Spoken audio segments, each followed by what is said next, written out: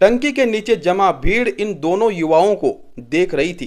Police स्थिति को समझने में लगी थी। युवा अपनी मांगों को मनवाने के लिए उस टंकी पर कभी बैठते हैं, कभी खड़े हो जाते हैं। जिस टंकी की हालत खतरनाक है, जर्जर है।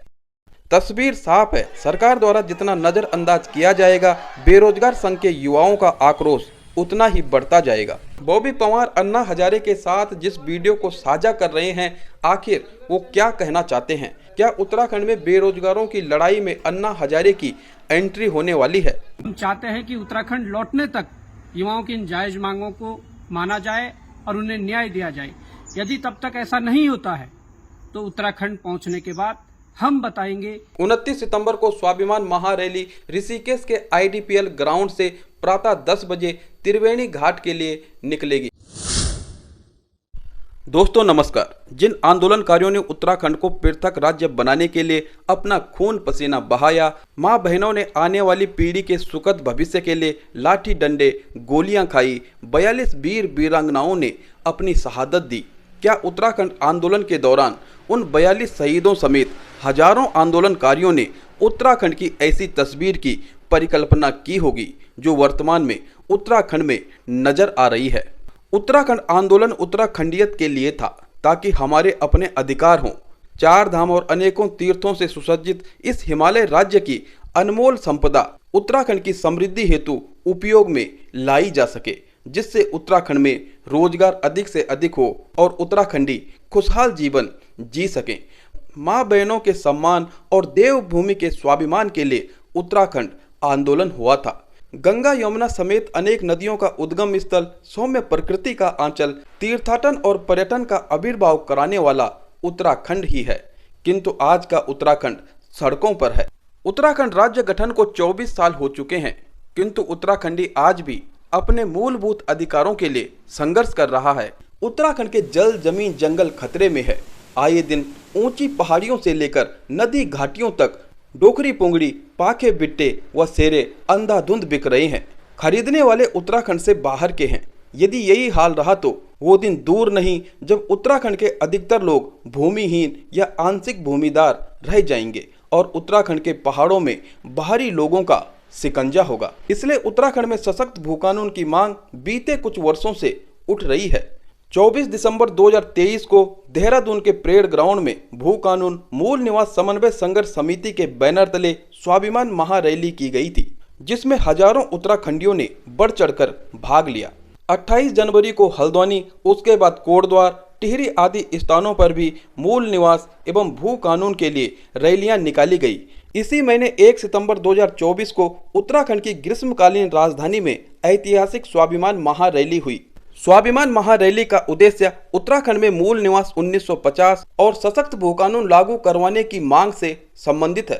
साथ ही बढ़ते महिला अपराध के खिलाफ एवं अंकिता भंडारी को न्याय दिलाने के मांग से संबंधित बैनर, तख्तियां व नारेबाजी रैलियों में देखी व सुने जाते हैं। गैरसैंण को स्थायी राजधानी बनाने की मांग भी गैरसैंण स्वाभिमान महारैली में जोरों से उठाई गई थी। 29 सितंबर 2024 को ऋषिकेश में स्वाभिमान महारैली होने जा रही है, जिसका उद्देश्य भी सशक्त भू कानून एवं मूल निवास 1950 को लागू करना है। मूल निवास 1950 उत्तराखंड की नींव है। 2012 में मूल निवास खत्म करके सिर्फ स्थायी मूल निवास रह गया, जिस कारण उत्तराखंड के बाहर के लोग भी उत्तराखंड का स्थायी निवास बना पाए। मूल निवास निरस्त होने के कारण उत्तराखंडियों को नौकरी, रोजगार आदि आवेदनों पर नुकसान हुआ। बाहरी राज्य वालों को लाभ मिलने लगा। समाज सेवियों का कहना है कि उत्तराखंड के बाहर के लोगों के पास उत्तराखंड का फर्जी स्थायी निवास भी है और अपने राज्य में भी है, यानी दो स्थायी निवास प्रमाण पत्र हैं। कहा जाए तो उत्तराखंडी अपने अधिकारों की लड़ाई लड़ रहे हैं। उत्तराखंड बेरोजगार संघ ने बीते वर्षों में सरकारी नौकरियों में हो रहे फर्जीवाड़े का जिस स्तर पर खुलासा किया वह चौंकाने वाला था। उत्तराखंड में पेपर लीक, धांधली, घूस, रिश्वत क्या क्या नहीं हुआ। लाखों रुपए में नौकरियां बिक गई। उत्तराखंड बेरोजगार संघ के बेरोजगार युवाओं के संघर्ष के कारण ही उत्तराखंड में सरकारी नौकरी और फर्जीवाड़े में लिप्त 100 से अधिक लोग गिरफ्तार हुए।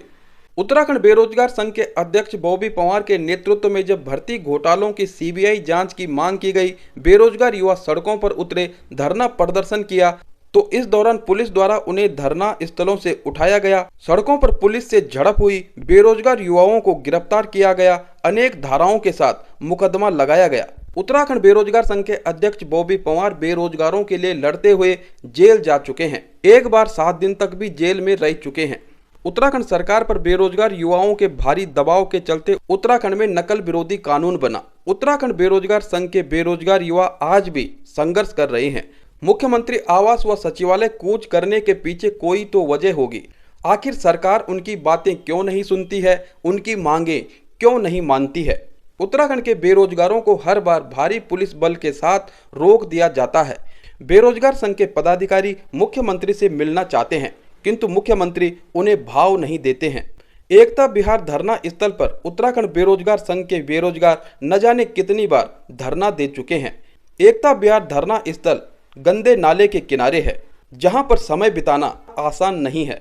एकता विहार धरना स्थल पर उत्तराखंड बेरोजगार संघ के उपाध्यक्ष राम कंडवाल व उनके 2 अन्य साथी सुमित और जितेंद्र पुलिस व फॉरेस्ट गार्ड में उम्र सीमा बढ़ाने, JEE 2JT की भर्ती निकालने की मांग को लेकर आमरण अनशन अथवा भूख हड़ताल पर बैठे हैं। आज राम कंडवाल को अनशन पर बैठे हुए पूरे 10 दिन हो जाएंगे, लेकिन शासन प्रशासन की तरफ से कोई चपरासी तक बेरोजगारों की सुध लेने नहीं आया।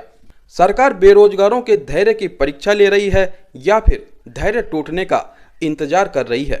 लगातार आमरण अनशन पर डटे हुए इन बेरोजगारों को यदि कुछ हो गया तो सरकार किस तरह से मुंह दिखाएगी। वैसे भी उत्तराखंड में अलग अलग मांगों को लेकर अलग अलग स्थानों पर आंदोलन की चिंगारी सुलग रही है, कभी भी आग पकड़ सकती है। सरकार को बेरोजगारों से बात करने से क्या दिक्कत है? बेरोजगारों का धैर्य टूट रहा है, अनशन तोड़ने के लिए नहीं बल्कि अपनी ताकत को दिखाने के लिए। साथियों, अभी सूचना मिल रही है कि हमारे 2 साथी हमारे समर्थन में और प्रदेश के बेरोजगारों की जो मांगे हैं उसके समर्थन में टंकी पर चढ़ गए हैं। दोस्तों, यहाँ पर हमें पूरे 9 दिन हो चुके हैं, लेकिन मजाल है कि सिस्टम का कोई चपड़ासी तक, सरकारी चपड़ासी तक यहाँ पर आया हो। बीते दिन आमरण अनशन पर बैठे राम कंडवाल की बिगड़ती हुई स्थिति को देखकर उत्तराखंड बेरोजगार संघ के पदाधिकारी भूपेंद्र कोरंगा और सुरेश सिंह परेड ग्राउंड स्थित पानी की जर्जर टंकी पर चढ़ गए और सरकार के खिलाफ जोरदार नारेबाजी करने लगे।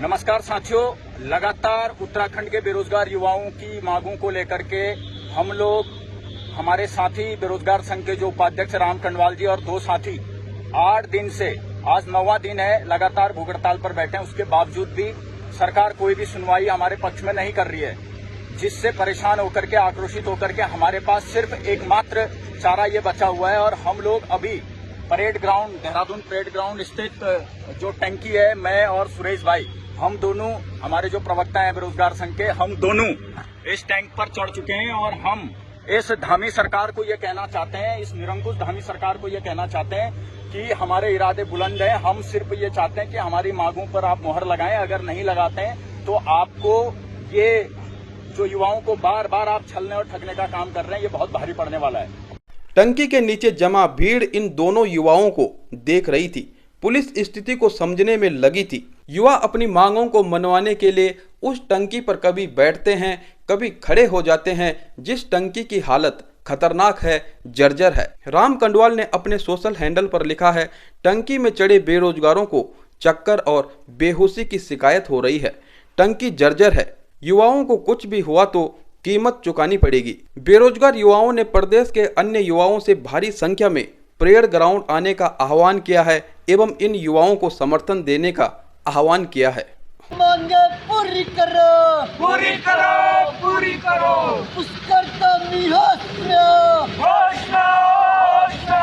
वहीं दूसरी ओर गोपेश्वर में बेरोजगार संघ के युवाओं द्वारा रैली निकाली जा रही है। केदारनाथ में भी अनशन को जारी रखते हुए रैली निकालने की चेतावनी दी जा चुकी है। क्योंकि केदारनाथ में विधानसभा का उपचुनाव होना है, इसलिए बेरोजगार संघ के युवाओं ने कहा है वे केदारनाथ में उत्तराखंड की भाजपा सरकार के खिलाफ प्रचार प्रसार करेंगे। आखिर सरकार किस असमंजस की स्थिति में है, जो इन युवाओं के साथ बात तक नहीं कर रही है। या तो सरकार बेरोजगार युवाओं को नाटकबाज समझ रही है या फिर सरकार की नज़र में ये मुद्दे जायज़ नहीं हैं। यदि सरकार की नज़र में बेरोजगार संघ के युवाओं के मुद्दे जायज़ नहीं भी हैं तो मुखिया को बच्चों को समझाना चाहिए, ना कि उन्हें उनके हाल पर छोड़कर उनकी तरफ पीट कर देनी चाहिए। तस्वीर साफ है, सरकार द्वारा जितना नज़रअंदाज किया जाएगा बेरोजगार संघ के युवाओं का आक्रोश उतना ही बढ़ता जाएगा। जहां एक और प्रदेश के अंदर बेरोजगार युवा संघर्ष कर रहे हैं, वहीं उत्तराखंड बेरोजगार संघ के अध्यक्ष बॉबी पंवार महाराष्ट्र पहुंचे हुए हैं। उन्होंने सुप्रसिद्ध समाज सेवी अन्ना हजारे के साथ एक वीडियो शेयर की है। वह अन्ना हजारे को उत्तराखंड में सरकारी नौकरियों में हो रहे भर्ती घोटाले, पेपर लीक आदि की जानकारी देते हुए नजर आ रहे हैं। बॉबी पंवार ने अन्ना हजारे को बताया कि इस संघर्ष में वो 2 बार जेल जा चुके हैं, एक बार 7 दिन तक जेल में रहे और उत्तराखंड बेरोजगार संघ ने 100 भ्रष्टाचारियों को अरेस्ट कराया है। बॉबी पंवार अन्ना हजारे के साथ जिस वीडियो को साझा कर रहे हैं, आखिर वो क्या कहना चाहते हैं? क्या उत्तराखंड में बेरोजगारों की लड़ाई में अन्ना हजारे की एंट्री होने वाली है? बॉबी पंवार ने कुछ ऐसी ही जानकारी दी है। बॉबी पंवार के अनुसार अन्ना हजारे ने बेरोजगार संघ को समर्थन दिया है और जल्द ही उत्तराखंड आकर बेरोजगार संघ के आंदोलन को मजबूती देने का आश्वासन दिया है। सुनिए बॉबी पंवार ने एक अन्य वीडियो में इसके अलावा क्या कुछ कहा है। साथियों नमस्कार, अभी मैं रालेगंज सिद्धि महाराष्ट्र में हूं। आप पीछे देख रहे होंगे ये अन्ना हजारे जी का ऑफिस है और अभी मुझे सूचना मिली है कि देहरादून में हमारे उत्तराखंड बेरोजगार संघ के 2 साथी पानी की टंकी पे चढ़ गए हैं। वो इसलिए कि सरकार द्वारा लगातार प्रताड़ित युवाओं को किया जा रहा है। उनकी जो जायज मांगे हैं उन मांगों पर सरकार का कोई ध्यान नहीं है। उत्तराखंड सरकार के मंत्री, मुख्यमंत्री, विधायक भले ही जम्मू कश्मीर, हरियाणा तक प्रचार करने चले जाएं, परंतु धरना स्थल पर युवाओं की पीड़ा को जानने वो नहीं जा रहे हैं। मैं कहना चाहूंगा कि जो युवाओं की जायज मांगे हैं उन मांगों को यदि शीघ्र ही पूरा नहीं किया गया, युवाओं को न्याय नहीं दिया गया, तो आज मैं अन्ना हजारे जी का ऑफिस में हूं और कल सुबह अन्ना जी से मीटिंग है। उसके उपरांत उत्तराखंड आऊंगा और अपने जो अगले कदम होंगे वो जरूर उठाए जाएंगे, क्योंकि लगातार हम देख रहे हैं कि लोकतांत्रिक व्यवस्था के अंतर्गत जिस प्रकार की तानाशाही वर्तमान सरकार में चल रही है ये कभी भी आज तक नहीं हुई है। युवा अपनी जायज मांगों को लेकर बैठा है। हम चाहते हैं कि उत्तराखंड लौटने तक युवाओं की इन जायज मांगों को माना जाए और उन्हें न्याय दिया जाए। यदि तब तक ऐसा नहीं होता है तो उत्तराखंड पहुंचने के बाद हम बताएंगे कि किस प्रकार से आगे लड़ना है और क्या कदम उठाना है। जय हिंद, जय भारत, जय उत्तराखंड। उत्तराखंड बेरोजगार संघ के बेरोजगार युवाओं की मांगों को लेकर सरकार की हठधर्मिता और बेरोजगारों का संघर्ष किस हद तक आगे बढ़ता है। उत्तराखंड में लगभग 22,000 उपनल कर्मी भी समान वेतन और नियमितीकरण की मांग को समय समय पर उठाते आ रहे हैं। उत्तराखंड में आपराधिक मामले जिस प्रकार से बढ़ते चले जा रहे हैं वह चिंता का विषय है। देहरादून हरिद्वार में ज्वेलर की दुकान पर डकैती, ऋषिकेश में पत्रकार योगेश डिमरी पर जानलेवा हमला, नशे का बढ़ता कारोबार, अवैध शराब की गली गली सप्लाई, तीर्थ नगरी में वैध शराब के नाम पर खुलते ठेके, अनगिनत बार, होटल रूपी महकाने उत्तराखंड की देवभूमि वाली छवि पर कलंक हैं। महिलाओं से बढ़ते अपराध, नाबालिगों से दुष्कर्म और अंकिता भंडारी हत्याकांड के 2 साल बीत जाने पर भी अंकिता भंडारी को न्याय नहीं मिल पाना उत्तराखंडियों के जहन में सरकार और कानून व्यवस्था पर संदेह खड़ा करती है। आज लगभग 2 साल बीत चुके हैं, लेकिन आज तक अंकिता भंडारी को न्याय नहीं मिल पाया। उनके माँ बाप बार बार सरकार से मदद की वो गुहार लगा रहे हैं जिससे उनकी बेटी की आत्मा को शांति मिल सके। उत्तराखंड में उत्तराखंडी जगह जगह सड़कों पर है। महिला कांग्रेस का रुद्रपुर में एसएसपी ऑफिस का घेराव कार्यक्रम हो, देहरादून में मुख्यमंत्री आवास कूच हो या मुखरता से सरकार को घेरना हो, महिला अपराध और भ्रष्टाचार में सरकार घिरती चली जा रही है। मंत्री गणेश जोशी पर विजिलेंस की कार्रवाई भी कई प्रश्न खड़े करती है। आखिर आय से अधिक संपत्ति का मामला है। 25 सितंबर के दिन स्वयं सहायता समूह की महिलाओं ने सचिवालय कूच किया। महिला कांग्रेस भी समूह की महिलाओं के साथ थी। महिलाओं का सरकार पर प्रदेश में पोषाहार राशन योजना का कार्य छीनने का आरोप है। इसी दिन उत्तराखंड युवा कांग्रेस द्वारा बढ़ते महिला अपराधों के खिलाफ देहरादून में धामी सरकार की शव यात्रा निकाली गई। पुलिस ने युवा कांग्रेस द्वारा बनाई गई अर्थी को छीना। उस दौरान प्रदर्शनकारियों और पुलिस में झड़प हुई। प्रदर्शनकारियों को गिरफ्तार किया गया। उत्तराखंड के लोग अलग अलग मांगों को लेकर आंदोलित हैं। विपक्ष में बैठे कांग्रेस पर राजनीतिक महत्वाकांक्षा का आरोप लगाया जा सकता है, किंतु वास्तविकता को झुठलाया नहीं जा सकता। बेरोजगारों द्वारा लगातार अनशन धरना रैली इस वास्तविक तस्वीर को बयां करती है। यदि उत्तराखंड में मूल निवास 1950 लागू होता है तो उत्तराखंड में रोजगार की संभावनाएं बढ़ेंगी। वहीं सशक्त भू कानून उत्तराखंड के जल जमीन जंगल ही नहीं बल्कि उत्तराखंडियों के जमीर को भी बचाएगा। यदि उत्तराखंडी सशक्त होंगे तो व्यवस्थाएं भी सुधरेंगी। इसलिए स्वाभिमान महारैली उत्तराखंड की हिली हुई नींव को मजबूती देने के लिए अत्यंत महत्वपूर्ण है। 29 सितंबर को स्वाभिमान महारैली ऋषिकेश के IDPL ग्राउंड से प्रातः 10 बजे त्रिवेणी घाट के लिए निकलेगी, जबकि देहरादून से मॉल ऑफ देहरादून निकट IPP मोकमपुर से कार व बाइक रैली प्रातः 8:30 बजे निकाली जाएगी। भू कानून मूल निवास समन्वय संघर्ष समिति ने 2 व्हीलर वालों से हेलमेट साथ लाने का निवेदन किया है। ऋषिकेश में होने जा रही स्वाभिमान महारैली में उत्तराखंडियों को पारंपरिक पोशाक के साथ आने का आह्वान किया गया है, ताकि उत्तराखंड की खूबसूरत संस्कृति की झलक भी देखने को मिले। आपको हमारी यह रिपोर्ट कैसी लगी कमेंट करके अवश्य बताएं। मिलते हैं एक अन्य विषय के साथ, तब तक के लिए नमस्कार।